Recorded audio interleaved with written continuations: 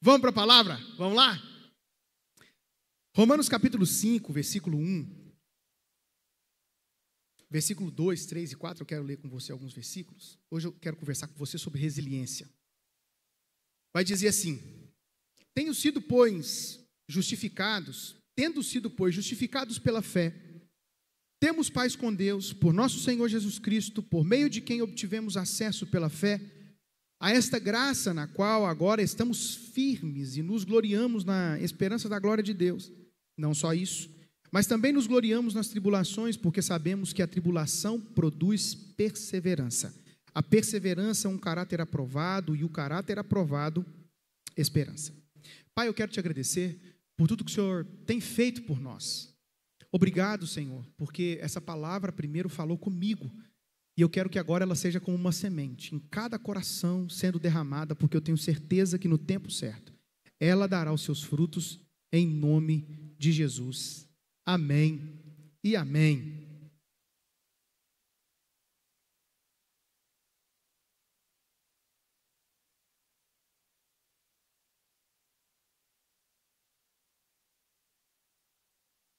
Que coral bonito, né? No céu vai ser todo mundo junto. Eu quero dizer para você que resiliência é uma coisa muito importante para nós e que nós precisamos viver uma vida de resiliência. O texto que Paulo diz aqui na sua carta aos Romanos é que nós precisamos aperfeiçoar o nosso caráter e termos mais esperança. Entretanto, todas as vezes que você pede para Deus mais paciência, Ele vai te dar mais tribulação.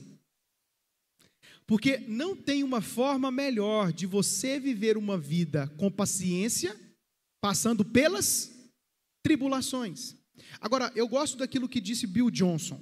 Bill Johnson diz assim que o profético é algo semelhante a um jogo de futebol que ele gostava de ver. Ele tinha um time que ele gostava muito, só que os jogos desse campeonato sempre passavam no período que ele estava na igreja ministrando. Então ele colocava os jogos para poder gravar na casa dele, e quando ele chegava, ele assistia os jogos. O problema é que, às vezes, o time dele perdia, e ele não gostava de ver o jogo que o time dele havia perdido. Ele chegava em casa, se o time tivesse ganhado, ele assistia o jogo. Se o time tivesse perdido, ele não assistia. Já aconteceu com algum de vocês aqui? Já aconteceu? Você não está vendo ultimamente é nada, né? Mas ele achava aquilo engraçado, e eu já me identifiquei com isso também, porque eu já fiz isso, já coloquei alguns jogos para gravar, mas se o time tivesse perdido, não tinha graça para ver. E Bill Johnson diz assim que o time às vezes havia ganhado de 3-1, só que no começo do jogo, o time adversário que tinha feito o primeiro gol, ele logo dava uma desesperada, mas ele descansava. Por quê? Porque ele já sabia o resultado. Então, o que eu quero dizer para você é o seguinte: se você conhece o seu Deus, e se você já conhece o resultado, você sabe que o processo é só um detalhe na sua vida. É por isso que nós não podemos fugir de processo. Por quê? Porque eu disse para você que as tribulações que vão produzir perseverança e paciência, juntamente com esperança. Aí eu falei para você de tribulações, mas sem as tribulações da vida não tem como o nosso caráter ser forjado. Então, se alegre no Senhor pelos processos que você passa. Muitas pessoas não conseguem viver uma vida contente porque lhes falta resiliência. Resiliência é a capacidade de uma pessoa de se adaptar e se recuperar de situações difíceis, como traumas, perdas, estresse, adversidades em geral. É a habilidade de lidar com as dificuldades e desafios da vida de forma positiva, aprendendo com as experiências e seguindo em frente. Uma pessoa resiliente é como um junco. Ela se curva sobre a força do vento, mas não se quebra. Em vez de se deixar abater pelas dificuldades, ela usa sua força interior para se reerguer e seguir em frente. Uma pessoa resiliente é como você, flexível, otimista, autoconfiante, focada, ensinável, sábia e não espera que os problemas se resolvam sozinhos. A resiliência é como um músculo. Quanto mais você a exercita, mais forte ela se torna. A resiliência não é uma característica inata, mas sim uma habilidade que pode ser desenvolvida ao longo da nossa vida. Com esforço e dedicação, uma pessoa pode se tornar mais resiliente e capaz de lidar com os conflitos e desafios que a vida lhe apresentar. Por que eu quero falar sobre isso? Porque nós estamos no início do ano. E para você vencer, e para você ter uma vida de sucesso, você precisa ter resiliência. E nada melhor do que começar a viver uma vida de resiliência logo no início do ano, no segundo mês, porque você vai viver o melhor ano da sua vida neste ano. Eu não queria ser um pastor, porque na minha adolescência os pastores não eram um modelo que eu queria seguir. Não pelo caráter deles, não. Meu pai era pastor, de um caráter inquestionável. Um homem que sempre proveu dentro de casa, marido de uma só mulher, teve 4 filhos incríveis, o que se mudou para a Lagoa da Prata, então. O meu pai sempre foi um homem assim, visionário, um líder nato. O meu pai, se meu pai pastoreasse essa igreja, nos dias de hoje, com a idade que eu tenho, ele teria plantado pelo menos 50 igrejas. Com vocês ele iria mais longe. Por quê? Porque no tempo dele, as pessoas não acreditavam muito no que ele falava, sabe? Era muito grande. Só que as pessoas que acreditavam naquilo que ele falava, hoje desfrutam. A Nininha está desfrutando, olha lá, ó. Então, meu pai sempre foi muito grande. O meu problema não era, eu só não queria ser pastor, por quê? Porque pastor não me inspirava muito, não. A verdade era essa. Por quê? Porque todos que eu conhecia eram pobres.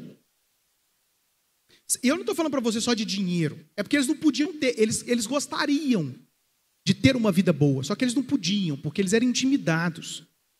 Eu não queria dar para minha família a vida que às vezes o meu pai dava para a gente, que era montar em cima de uma bicicleta, colocar minha mãe no cano, o outro lá na garupa e o outro naquela bicicleta de carga, barrigudo, porque crente não, né, não bebe mais, come e a gravata voando, e eu pedalando. Oh.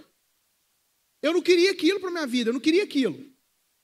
Porque todas as pessoas da igreja, às vezes eu via com muita dificuldade, mas tinha um filho de fulano de tal fazendo a faculdade. Eu não podia fazer faculdade. Então eu não queria ser pastor. Por quê? Porque não me inspirava, eu queria fazer coisas grandes. E dentro da igreja eu era ensinado que eu não podia fazer faculdade. Por quê? Porque a faculdade ia me desviar. Eu fui ensinado que eu não podia ter dinheiro. Por quê? Porque o dinheiro ia me desviar. Eu fui ensinado que eu não podia ser bonito. Por quê? Porque se eu andasse de bermuda, eu ia para o inferno. A minha esposa não poderia usar uma maquiagem. Por quê? Porque senão os cães iriam lamber o rosto dela, como fez com Jezabel. E se eu continuar aqui, você não vai acreditar.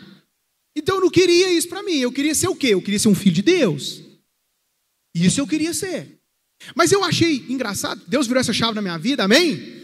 Hoje eu sou realizado, sou um pastor assim, abençoado, bonito, rico, de tanta coisa boa na minha vida, né? Eu sou um pastor assim, o título que eu tenho, eu sou feliz, gente, eu faço o que eu amo, eu faço o que eu gosto. Isso para mim não é peso, sabe aquele negócio de falar assim, ai, eu sou pastor, mas se eu pudesse ser outra coisa, eu seria. Não, eu amo fazer o que eu faço. Eu amo fazer o que eu faço. Eu não tenho problemas com isso. Mas eu achei engraçado, pastor Bruno, que essa chave virou não só na minha vida, mas de uma forma tão leve, que existem pessoas que querem ser pastores. Eu me deparo com pessoas na igreja que falam, eu quero ser um pastor. Ah, eu quero ser uma pastora. Maravilhoso isso, né? Eu quero ser um músico. Isso é maravilhoso. O meu filho disse para mim, ô pai, você trabalha na igreja? Né? Você sabe que os filhos da gente vão tendo essas descobertas ao longo da vida, né? De muitas coisas. Eu falei, filho, eu trabalho na igreja. Ah, porque você só fica lá na igreja, né? De manhã está na igreja, de tarde está na igreja, de noite vai para a igreja. Falei, filho, papai trabalha na igreja. Tá. Ô, pai, o que você faz na igreja? Foi, Benjamin? Eu sou um líder na igreja. Ah, você é o único líder? Não, tem muitos líderes na igreja. O que o Bruno faz? O Bruno é um líder na igreja, Benjamin. Ah, tá. E quando você não está na igreja? Se a mamãe tiver, a mamãe lidera a igreja. E se a mamãe não tiver? O pastor Bruno lidera a igreja. Se não tiver, ô Benjamin, aonde você quer chegar? Não, papai, eu quero saber se um dia eu posso liderar a igreja. Meu filho de 6 anos me perguntou se pode liderar a igreja, coisa que eu corria. O que isso significa, meu irmão? Que o evangelho que eu estou vivendo está inspirando o meu filho. Isso é maravilhoso. Aquilo que você faz está inspirando seu filho. Mas deixa eu te contar, lá em casa a gente não fala da igreja. Na mesa, quando a gente está almoçando, a gente não fala mal da igreja. Na mesa lá em casa, a gente não fala mal do pastor. Mas a gente não fala mal, não é só do mal do pastor Bruno, não. A gente não fala mal do Edir Macedo. A gente não fala mal do Valdomiro. A gente não fala mal do Luciano Subirá. A gente não fala mal do Silas Malafaia. A gente não fala mal de pastor nenhum lá em casa. Lá em casa a gente fala palavras positivas acerca das pessoas. O Benjamin perguntou assim para mim: ô papai, o que faz um prefeito? Eu falei para ele: lidera uma cidade. Ele falou: eu posso ser um prefeito? Eu falei: pode. Porque ele nunca viu eu falar mal de prefeito.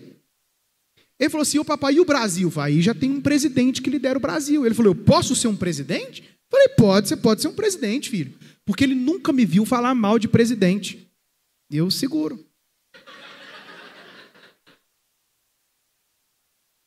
É muito sério isso. A vida que você está vivendo está inspirando as pessoas, inspirando principalmente os seus filhos a se tornar aquilo que você está se tornando. O seu filho tem que ser aquilo que você é necessariamente, ou fazer aquilo que você faz? Nem sempre. Mas por que ele não quer ser aquilo que você é ou fazer aquilo que você faz? Porque eu conheço muitas pessoas, não só na nossa cidade, que construíram coisas poderosas, empresários poderosos, que os filhos decidiram fazer medicina, direito. Não é porque eles não queriam, não gostam da profissão dos pais, não. É porque o modelo sempre reclama.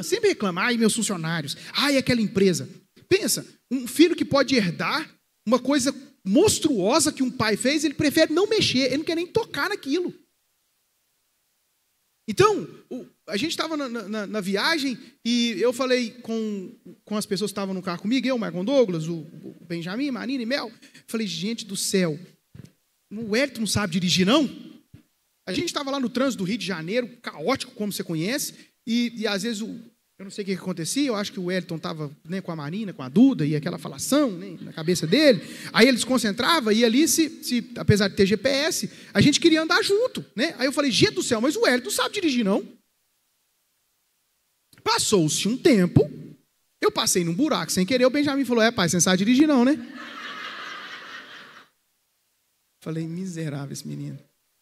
Falei: ô Benjamin, que isso? Mas eu não entendi. Na hora eu não liguei. Tranquilo. Na hora de vir, o Wellington comeu um pouco mais. O Marcon Douglas teve que dirigir o carro dele. E aí ele veio pro meu carro, né? E engraçado, ele entrou no meu carro e parou de passar mal. 2 horas de prazo, né? Aí a gente tá indo, o Benjamin falou assim: ô pai, se você ultrapassar aquele carro, eu te dou R$2. A hora que chegar lá em casa, eu falei: Benjamin. O carro estava devagar, eu aproveitei, ultrapassei o carro, tranquilo. Aí ele falou assim: pai, se você ultrapassar o outro, eu te dou mais R$2 a hora que chegar lá em casa. Eu falei: Benjamin, eu vou te deixar você sem dinheiro, cara. Aí ele falou assim: você não sabe dirigir não, né? Você é igual o Wellington.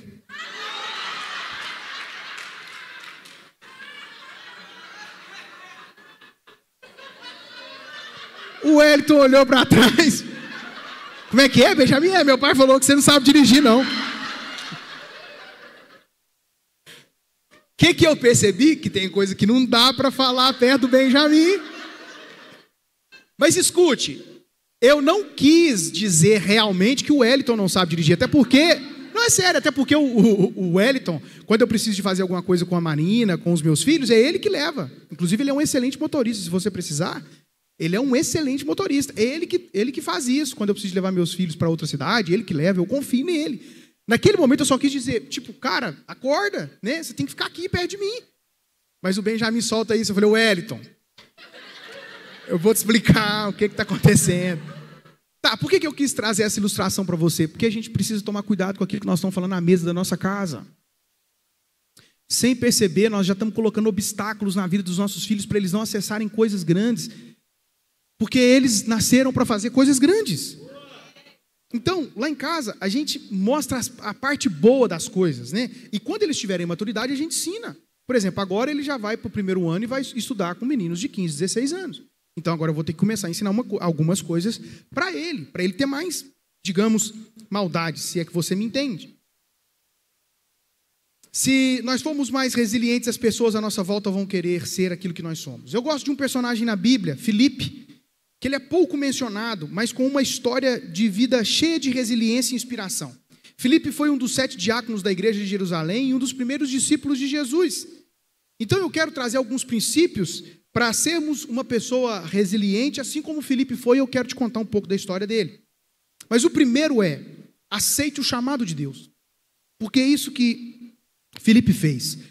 No capítulo 6 e no versículo 3 de Atos, na convocação dos primeiros diáconos, a Bíblia vai dizer: irmãos, escolham entre vocês 7 homens, como? De bom testemunho, cheios do Espírito e de sabedoria, passaremos a ele essa tarefa. Que tarefa é essa? Na igreja estavam surgindo muitas demandas, o cuidado com as viúvas, o atendimento aos pobres, as cestas básicas àquelas pessoas que precisavam, a ação social. Então, os apóstolos se reuniram e disseram assim: vamos escolher pessoas para fazerem isso, porque não convém que nós deixemos o ministério da oração e da palavra e nos envolvemos com essas coisas. Não que elas não sejam importantes, mas nós precisamos estar conectados com o céu e pregar o evangelho. Vamos levantar homens que façam isso. Agora, pode ser qualquer homem, pode ser quem chegou amanhã, quem chegou ontem, não. Que seja de bom testemunho, cheio do Espírito e de sabedoria, e nos dedicaremos à oração e ao ministério da palavra. Tal proposta agradou a todos, então escolheram Estevão, um homem cheio de fé e do Espírito Santo, além de Filipe, Prócoro, Nicanor, que serão os próximos nomes dos seus filhos, Timão, Pármenas e Nicolau, um convertido ao judaísmo, proveniente de Antioquia. Então, todas as vezes que Deus chama alguém na Bíblia, as suas habilidades vêm por último. Observa isso. Separe para nós homens de bom testemunho. Então, como anda a sua vida? Como anda o seu testemunho? A propósito, deixa eu fazer uma pergunta para você. A forma como você vive lá fora, das 4 paredes, a forma como você faz os seus negócios, a forma como você trata as pessoas, quando você estiver servindo aqui na igreja, pegando na mão de alguém, vai fazer essa pessoa entrar e ficar, ou vai fazer ela ir embora?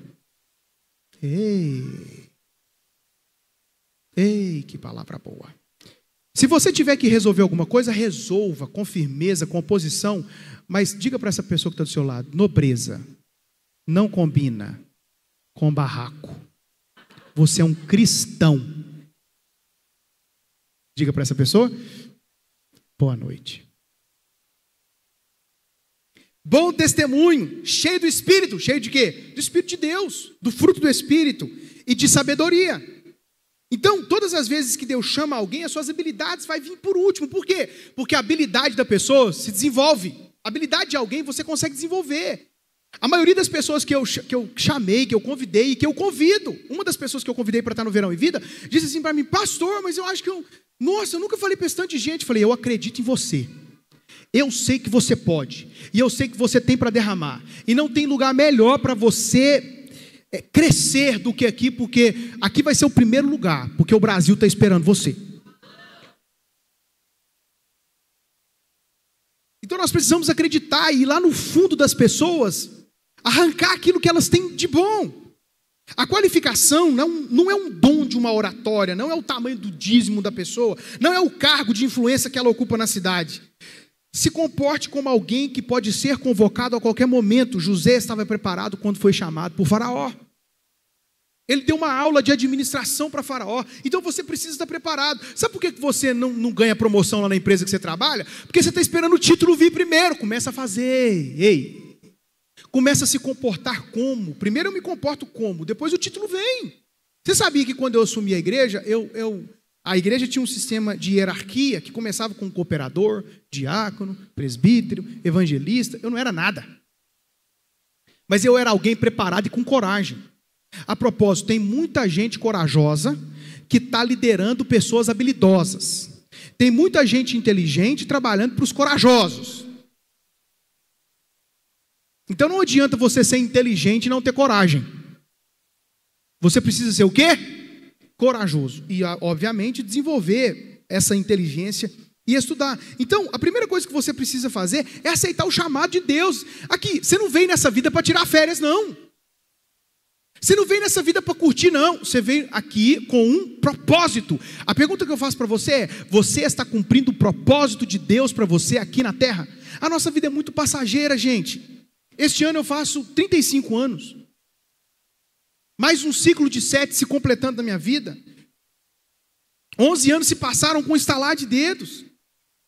E você de fato tem construído as coisas e vivido de acordo com aquilo que Deus sonha que você viva para Ele aqui na terra?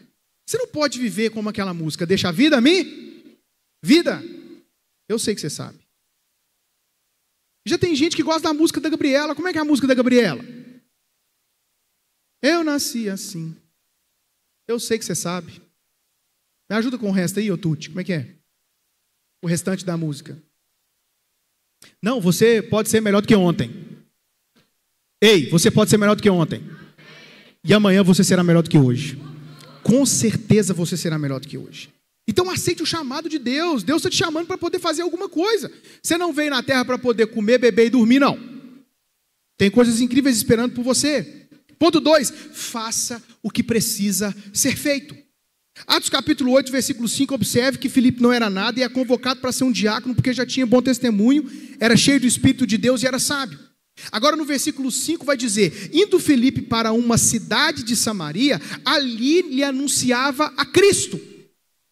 Ele foi pregar o evangelho sem ninguém mandar. Fazer o que precisa ser feito é fazer sem esperar os comandos. Ele foi para um lugar onde os judeus tinham preconceito. Ele não foi para um lugar que estava dando certo. Sabe qual que é o nosso problema? O nosso problema às vezes é que nós queremos fazer o que todo mundo está fazendo e o que está dando certo. Mas às vezes você vai pegar uma coisa que ninguém está fazendo, vai frutificar na sua mão, você vai ter um monopólio desse negócio e as pessoas vão te procurar e daqui a pouco você vai vender curso. Ei, palavra boa. Porque você tem essa capacidade. Fazer o que precisa ser feito, eu não espero. Na empresa que você trabalha, faça o que precisa ser feito. Está fora do lugar? Faça. Ah, mas não é obrigação minha fazer, faça, você que viu. É na igreja, aconteceu alguma coisa aqui, eu faço. Você conhece aquelas pessoas que gostam sempre de ficar apontando o problema das coisas, mas nunca ajuda a fazer nada? Na sua casa, se existe alguma coisa para ser feita na sua casa, faça. Chegou em casa, estava no trabalho o homem, chegou cansado, mas a louça está para lavar, lave a louça, faz o que precisa ser feito. Ai, que palavra boa. O versículo 6 diz, quando a multidão ouviu Filipe e viu sinais milagrosos que ele realizava, deu unânime atenção ao que ele dizia. O cara estava trabalhando a obra social da igreja, ele ouviu a voz de Deus e agora ele está fazendo sinais miraculosos, milagrosos, e uma multidão está dando atenção para ele. Ei, quem valoriza os pequenos começos acessa coisas poderosas. Assim houve grande alegria naquela cidade. No entanto, quando Filipe lhes pregou as boas novas do reino de Deus e o nome de Jesus Cristo, creram nele e foram batizados tanto homens quanto mulheres. O cara que estava ajudando na obra social, na assistência social da igreja, foi pregar o evangelho sem ninguém mandar e agora está batizando pessoas. Ei, e os seus frutos estão aonde para Deus? Ou isso aí é só coisa de pastor fazer? A partir do momento que você é um cristão, a cidade de Lagoa da Prata, a cidade onde você está, o país aonde você está esperando você dar os seus frutos. Um diácono pregando o evangelho, batizando pessoas, fazendo sinais e maravilhas por onde passava. Quando você parar de esperar o título, você vai começar a transformar os ambientes aonde você está. Não espere um título, não espere uma promoção, comece a fazer, faça. As pessoas vão valorizar aquilo que você está fazendo. Ponto 3, aceite a sua posição no jogo. Capítulo 8, versículo 14, versículo 15, 16, vai dizer... Os apóstolos em Jerusalém, ouvindo que Samaria havia aceitado a palavra de Deus, enviaram para lá Pedro e João. Estes, ao chegarem, oraram para que eles recebessem o Espírito Santo, pois o Espírito ainda não havia descido sobre nenhum deles. Tinham apenas sido batizados em nome do Senhor Jesus. Então Pedro e João lhes impuseram as mãos e eles receberam o Espírito Santo. Agora, pasmem vocês, talvez nunca aconteceu com você. Algumas pessoas aqui eu sei que já aconteceu. Os apóstolos de Jerusalém, ouvindo o que estava acontecendo em Samaria, principalmente com a pregação do evangelho que Filipe estava fazendo, com os milagres, com o batismo, com a libertação de pessoas. Agora fica sabendo o que está acontecendo, manda Filipe vazar fora e manda Pedro e João. O que isso significa? Que você pode ir até um certo nível. O próximo nível, talvez, que você vai, nós vamos precisar de uma autoridade diferente para poder acessar. Mas é a resiliência, é a maturidade de Filipe que me chama a atenção. Após ele fazer grandes milagres, eles enviam Pedro e João, e o teste do coração é quando você levanta um departamento, um ministério, alguma coisa lá na empresa que você trabalha e você é elevado para outro lugar. Como você se comporta quando é movido do lugar que você deu sangue para poder chegar onde chegou. O que você pensa não é o problema, mas é como você se comporta. Como eu me comporto é que vai dizer aonde eu vou chegar. Porque no reino de Deus, ninguém tem completude para fazer tudo sozinho. Filipe fez o que podia fazer até um certo nível para a próxima etapa de evangelização daquela cidade, para poder ministrar o Espírito de Deus nos corações, já precisava dos apóstolos. Ele ainda não tinha essa patente. Evangelizar, batizar, curar enfermos, expulsar demônios é para ele. Mas daqui para frente é outra patente. Gente, eu já fui na igreja tesoureiro, secretário, líder de gincana, líder de jovens, músico, hoje eu sou pastor. Eu fui alguém que recebi ordens, hoje eu dou ordens. Qual que é a sua posição no jogo? Como você se encontra no jogo? Você precisa respeitar a posição que você está nessa partida da vida. O melhor jogador do mundo na posição errada não conseguirá exercer a sua melhor performance. Um jogador de futebol sabe até que quando a idade chega, ele já não consegue mais ser um velocista. Então passa a atuar em outra posição que vai exigir menos dele. Então pare de questionar a posição que a vida te colocou. O importante é que você está em campo. Ei, vou falar de novo. Pare de questionar a posição que a vida te colocou, porque o importante é que você está no jogo. Então celebra isso. Eu já trabalhei em cerâmica de tijolo, já vendi picolé, já trabalhei de auxiliar, de mecânico de máquinas pesadas, já trabalhei de servente de pedreiro, já trabalhei como entregador de gás, como motorista de propaganda volante, já vivi de música. Um dia eu estava bem, outro dia eu já não estava tão bem. Resiliência, tudo isso cooperou para a pessoa que eu sou hoje. A melhor forma de conquistar o primeiro lugar no pódio da vida é começando de baixo. A Simone é uma evangelista. Quando a Simone começa a falar, você começa a chorar. Você já percebeu isso ou não? E quando a gente fala de Jesus, ela começa a chorar. Você falava Jesus, ela começa a chorar. A Simone canta maravilhosamente bem.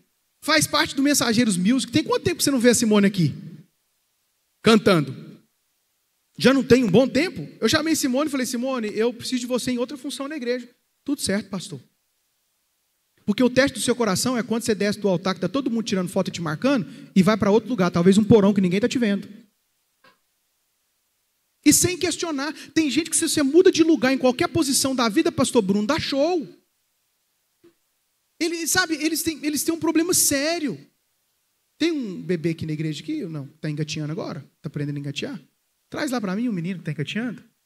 Traz lá um. Tem alguém que está engateando aí ou não? Traz lá, Michael Douglas, para a gente conversar sobre o assunto. Do outro lado, vai lá, traz lá um menino que está engateando, que eu quero, né? Enquanto isso, eu quero chamar o Lucas, que ele é o. Vem, Lucas. Luquinha. Gosto tanto de você. Lucas. Vem, Luquinha, que os irmãos precisam de uma ilustração. Diga para alguém que está do seu lado, se você serve a Deus e as pessoas, o lugar é só um detalhe. Ei! Se você serve a Deus e as pessoas, o lugar que você está servindo é um detalhe, meu irmão. Ele já está engateando já, Carol? Então traz aí para ele engatear para a gente, que gracinha. Vem. Vem cá no tio. Você acha que vai chorar comigo? Você quer falar com os irmãos aí, cara? Fala aí. Gosta mais do papai ou da mamãe? Papai. Pode colocar ele aqui, Carol? Pode? Então vamos ver se ele vai engatear ali. Vamos ver o que ele vai fazer. Senta aqui, meu filho. Olha, gente. Parece com quem, gente? Solta não, misericórdia. Isso. Agora chama ele aqui, Carol, para ver se vai em você. Chama, Carol. Vamos ver se vai. Ei.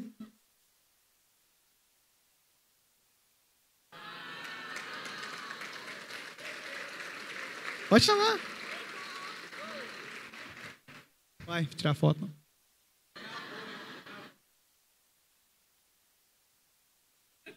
Seu pastor, me ora, Carol. Essa Carol quer ficar sem ceia. Vai lá, Otávio, vai. Vai, né, mano? Gostou do altar? Esse menino aqui vai ficar no altar, hein? Ei! Amém! Vem cá, Lucas. Vem cá, Tuti, meu vereador. Vai, filho. Vai, meu filho. Luquinha. Você quer tocar, meu filho? Não, Tuti, lá embaixo. Onde estava a Carol? Anda, Luquinha. Ah, Luquinha. Você sempre faz, cara. Você sempre faz. Olha para os irmãos.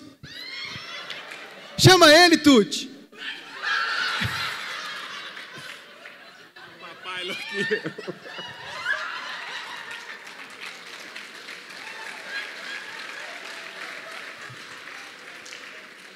Você percebeu que quando foi com o Otávio, todo mundo... Ai, que gracinha. Você percebeu que com o Lucas virou uma coisa ignorante, uma coisa grotesca, feia, com força? Já percebeu ou não? Então, isso aí é quando você é adulto, está querendo a atenção de uma criança. Ei, escuta o que eu vou te falar. Homens e mulheres de verdade fazem o que precisa ser feito. A gente tem que parar com isso. Tem gente que lá na empresa a gente tem que ficar adulando para fazer as coisas. Tem gente que na igreja, no voluntariado. Deixa eu te falar uma coisa, que antes de você ser um voluntário, você é um servo. Você é um servo de Deus, eu sou um servo de Deus. Antes de você tem que colocar isso na sua cabeça. Lá na sua casa, você tem que fazer o que precisa ser feito. Por quê? Porque aquela fase, sabe aquela fase? Por exemplo, a Mara vai falar sobre isso, né? Eu não gosto, gente, de... Quem gosta de alface? Eu queria que a alface tivesse o gosto de lasanha.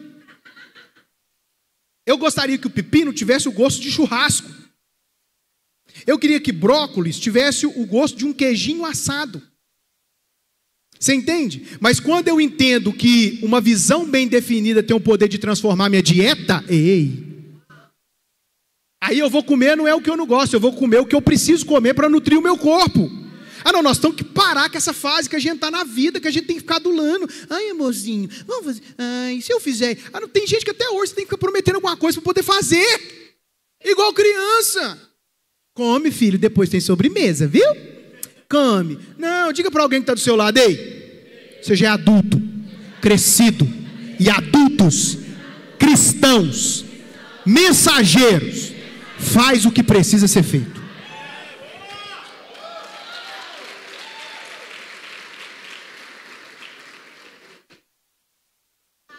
Faça o que precisa ser feito sem choro.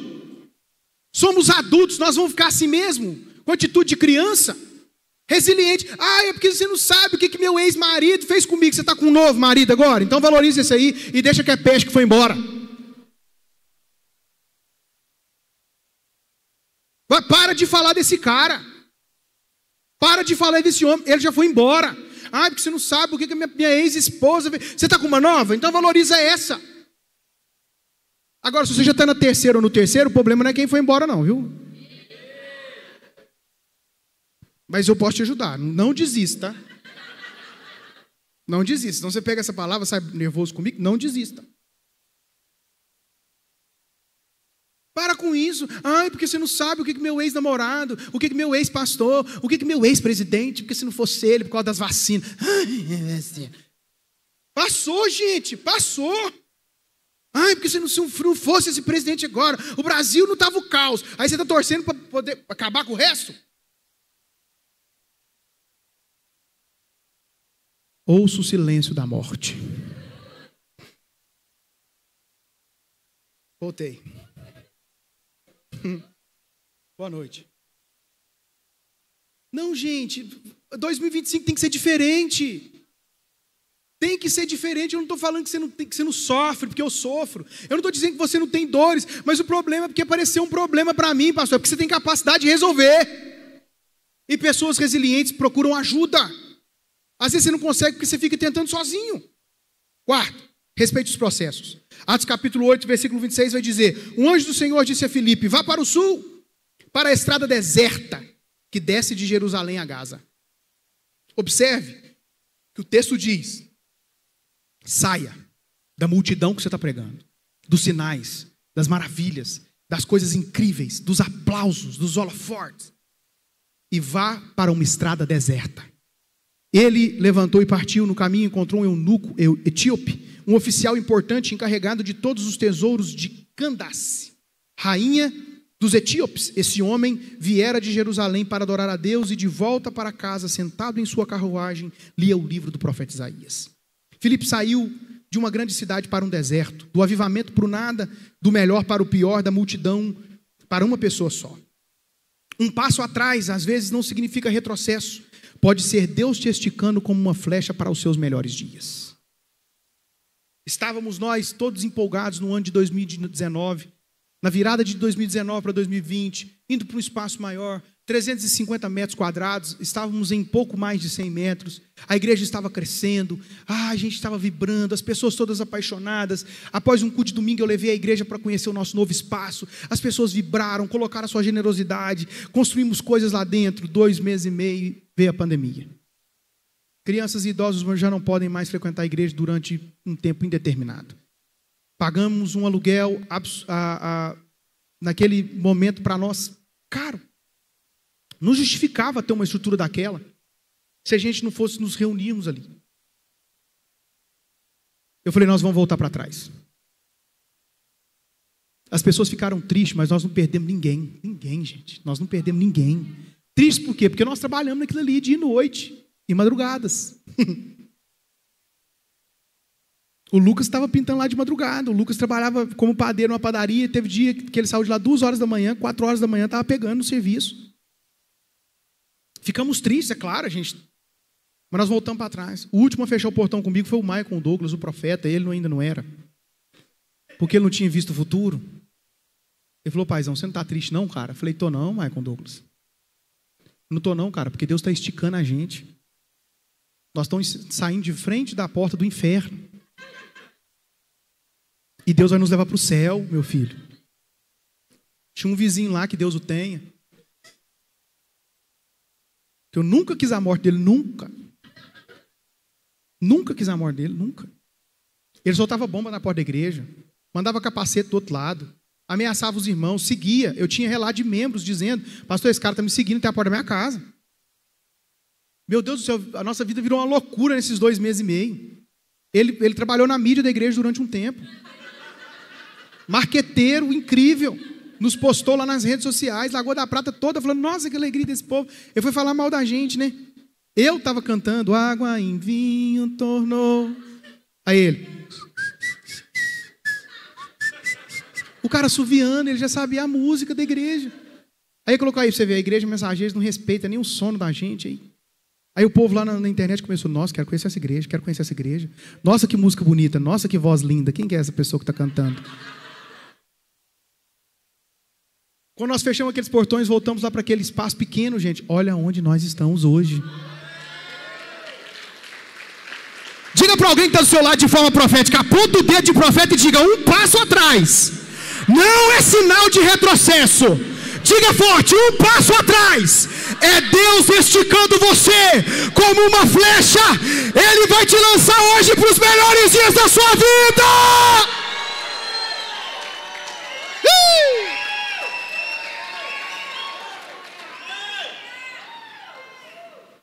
Você não precisa ser o primeiro para ser importante.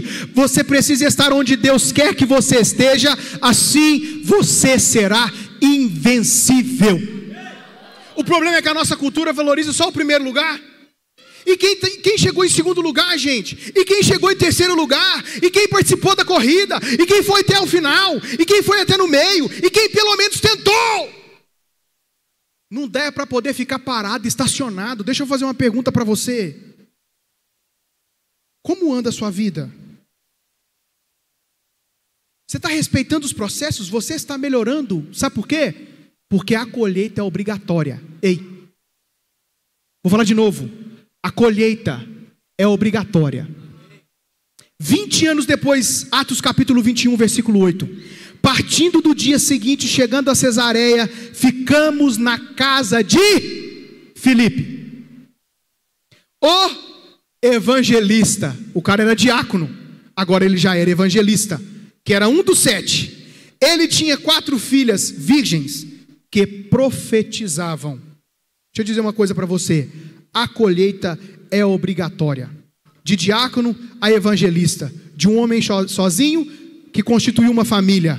De quem andava pregando o evangelho para uma casa, e era próspero, porque teve condições de receber em sua casa Paulo e a sua comitiva, que era pelo menos 20 pessoas. Quantos anos se passaram? 20 anos. Deixa eu perguntar para você, os anos se passam, você está melhorando ou piorando? Para terminar, eu estava com saudade desse ar, dizendo para vocês o que diz no primeiro livro das Crônicas, no capítulo 29 e no versículo 27. Meu Deus. Reinou 40 anos em Israel, 7 anos em Hebrom e 33 anos em Jerusalém.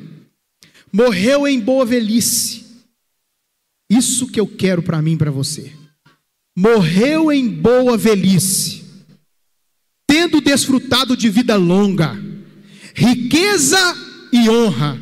Seu filho Salomão foi o seu sucessor. Porque como se termina é que se conta. Fique de pé.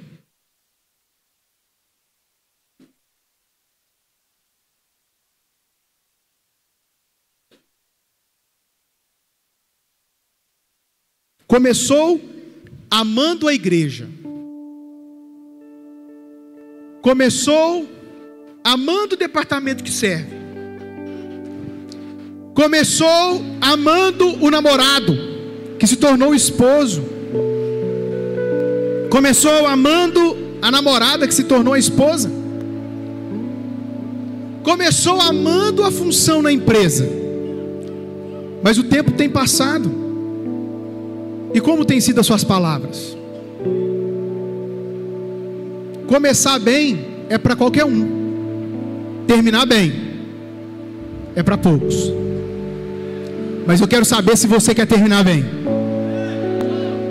Eu quero saber se você quer terminar bem.